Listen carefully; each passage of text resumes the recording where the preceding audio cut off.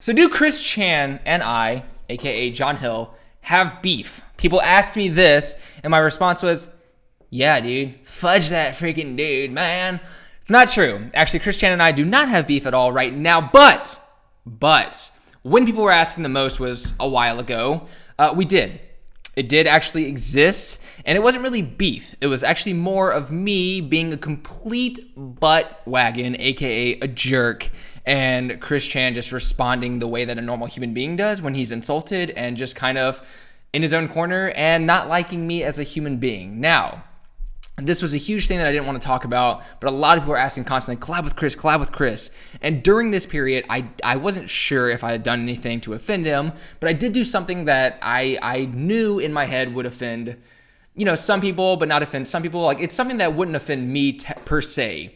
But the fact that I didn't know Chris well at the time, but now I do, and he's freaking amazing. I'm going to keep reiterating how awesome Chris is because not only do you guys know that, but I learned that as we go along with everything. Hanging out with him, very genuine person, very.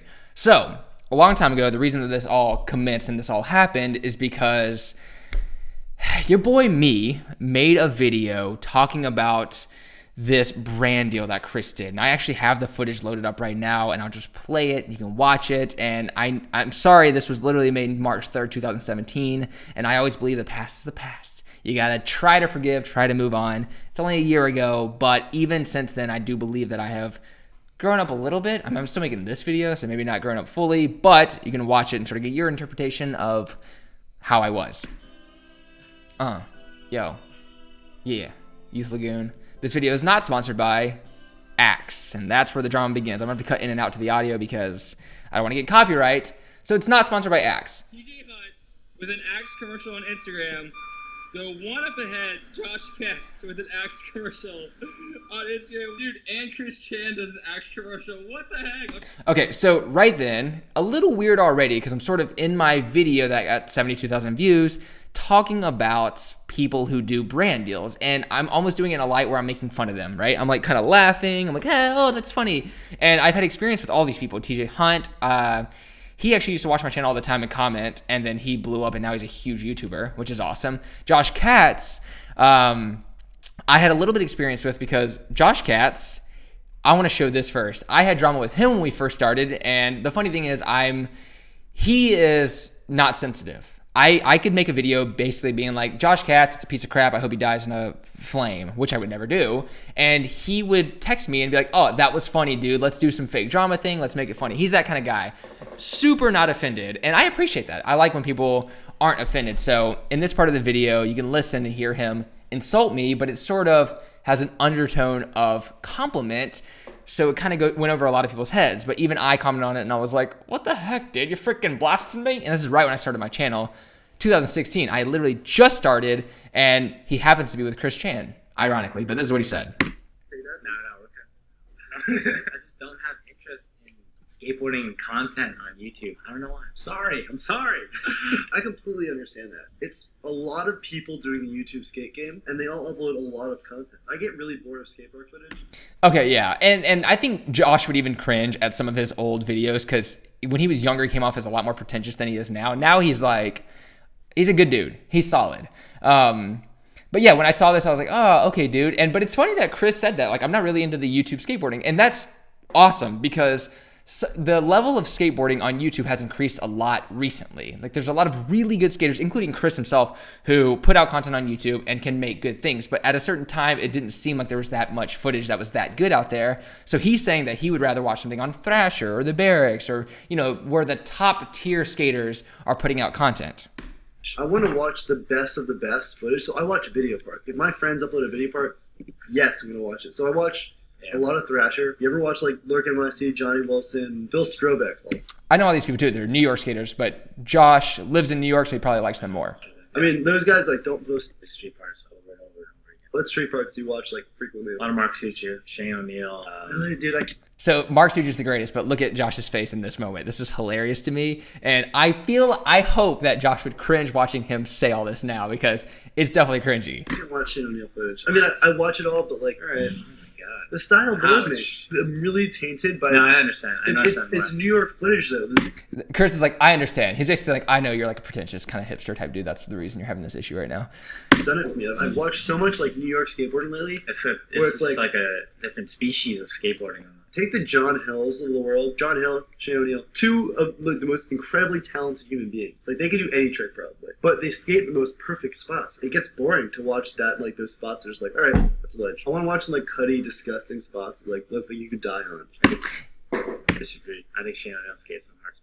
He definitely does. So Shane O'Neill will skate like Wallenberg, which isn't a fun spot. It's not a perfect spot. And I understand where Josh is coming from, where he's more into the idea of like urban skateboarding where, yes, you can die riding on the actual obstacles themselves. But when I saw that, I was like, dude, all right, I feel you. You know, I've made a lot of videos on YouTube. But before YouTube, you know, I'd been skateboarding for 16 years and I grew up in South Carolina. If you want to know about rough spots, New York's kind of rough. South Carolina is a different species in itself. And that's what I grew up skateboarding. So it's, for me, it was more of a relief to skate smoother spots again. I wasn't proud or too proud to be like, well, I grew up skating this crappy stuff. Now that I live in California, let me look for some more crappy stuff. I was like, I'm gonna take advantage of this. I'm being really defensive right now. But anyways, so my first commercial, I'll let this continue. This was the irony, the video that I made making fun of the situation. And this is where I could see anyone being offended. I'm just gonna keep scrolling the feed. I'm gonna find like 5 more. Tired of waking up with disgusting dead hair?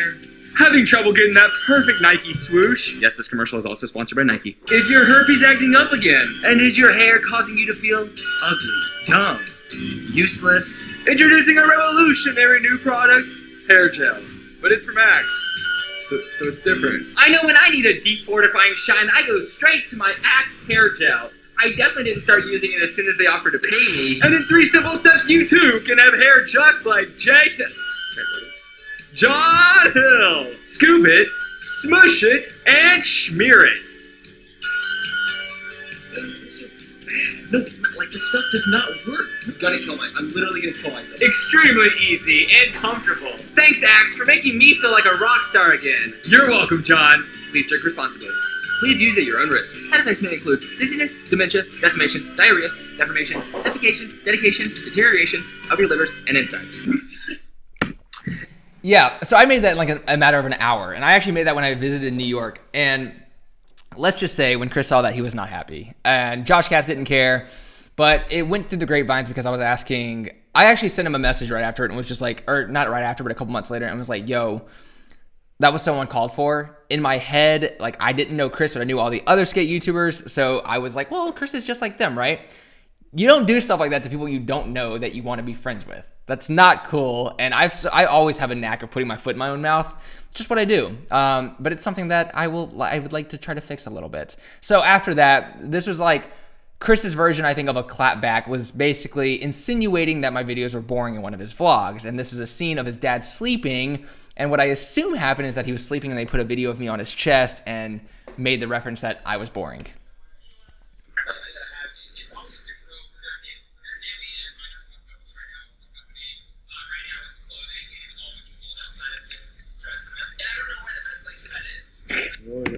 That I think, and that was like the clapback, and people actually commented on that, and they're like, I mean, you know, it's very subtle, but yeah. And when I first saw that, I was so offended, and I was so heated, and I was even talking to my girlfriend, like, dude, what the? He's like such a big channel, he's gonna do that? That's not fair. And she was like, isn't that exactly what you did? And I was like, well, no, because mine was way worse. So anyways, after that, yeah, that lasted for a while. Then Spencer Barton was telling me like, hey, dude, yeah, Chris wasn't cool with what you did because what you did was douchey. And I was like, oh, okay, I feel that. So ended up just messaging him being like, yo, I'm sorry. That was whack. You know, like I did that whole thing because I had this idea that maybe we were friends in some way, but we weren't. And now we are. Long story short. So that was the whole drama behind that. And it's not even that dramatic. It was just a situation that people like me tend to put myself in. If you look at my YouTube channel, I have a lot of videos in the past that kind of put me in situations like that where I'm like so easy to call people out. And in my head, it always comes off as this like, well, I'm just being fully transparent. You know, my audience can like see what skating is really like, what people are really like. And the fact of the matter is I did a video that insulted someone who is really good for skating. Like someone like Chris is really good for skating, but there are skaters out there that are terrible for skating. And for me to attack someone, also another YouTuber, also another skater who's like really good and puts a lot of effort and time into it, wasn't cool at all. And I have learned my lesson. So don't do that. Also subscribe to Chris. He's, I mean, his content is the best. And I really appreciate the fact that he is like a genuine YouTuber rather than just like a skate YouTuber. It's cool to see. And it's actually been inspiring me when I'm working on my second channel, which is more about like other stuff besides just skating. It sparks that creativity and helps me move forward. And that's pretty much it. So when it comes to drama within the skateboarding YouTuber world, doesn't really exist. Nobody really ever has it, but you got people like me coming in kind of causing a little commotion because I don't know. It's not a cool thing to do. I think it's a old weakness of mine, but you know what? Let's move on. Thank you for being here today. Thank you for watching. Just wanted to clear that whole thing up, and I wanted to keep this video straight raw from front to end, no cuts. I've been trying to do these videos, or I want to do this series of these videos that are fully transparent, so there's no cuts that allow me to sort of hide away from any truth. I've been seeing a lot of content on YouTube that's been really bothering me, and like people who like lie a lot on YouTube drives me crazy, man. Half the content, more than half that you watch out there, completely fake. I don't know, I'm over it. So I'm going to keep uploading videos like that, not the fake ones, but I will continue to do vlogs, skate content, fun content like that. But I want to drop one of these videos here and there just so you guys can see the full-on truth. And it's good practice for me to see how long I can talk without messing up my words. And I feel like I've done pretty good in this video. So guys, if you want, you can check out Progress Daily Store down in the description down below. Also subscribe to this channel if you want to see more videos like this. And let me know what you think about all this in the description down below. Let me know if you're a Chris Chann watcher, what you think of the drama. Please don't be too mean to me, even though I deserve it. But you know what? It's the old me. I promise I'm not like that anymore. I've changed a little bit. But yeah, keep skateboarding. And also, if you want to follow my Instagram, I upload skating to that pretty much every day on my Instagram story. So peep game.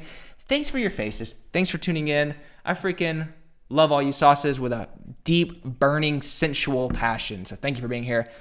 And on that note, progress daily and keep killing it!